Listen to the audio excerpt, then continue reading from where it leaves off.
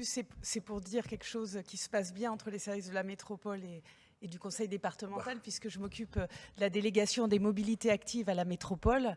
Et donc, on travaille bien sur ces sujets, justement, pour travailler les continuités cyclables. Il y a eu, et d'ailleurs, je suis un peu déçue, ça n'a toujours pas été inauguré, parce que ça montrerait aussi le travail commun entre et le département et la métropole sur la liaison Varois et Chéniaux, Saint-Apollinaire, Dijon. Donc, on pourrait aussi, parce que je crois que ça fait maintenant plus d'1 an et demi, 2 ans, donc on pourrait effectivement montrer aussi au public par le vélo eh bien, le travail conjoint fait par les deux collectivités. Il y a aussi en ce moment la continuité cyclable le long du canal avec Ouche-Bretonnière qui va sur Saint-Jean-de-Laune et puis sur d'autres endroits. Donc sur ce sujet, voilà, on continue parce que c'est important et je pense que si on veut, puisque c'est l'objectif que la métropole s'est fixé d'atteindre 12% de mobilité, de part modale vélo à l'horizon 2030, c'est-à-dire qu'en 2030, 12% des déplacements soient faits en vélo,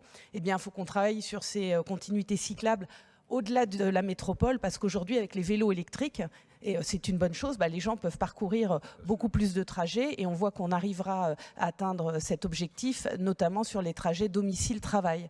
Donc il faut continuer tout ce travail fait et puis quand ça marche bien, ce serait sympa de l'inaugurer.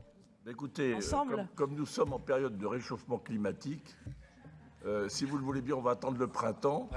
Les premiers rayons de soleil, c'est plein de promesses, un printemps toujours. On se retrouvera. On fera ça au printemps. Exactement.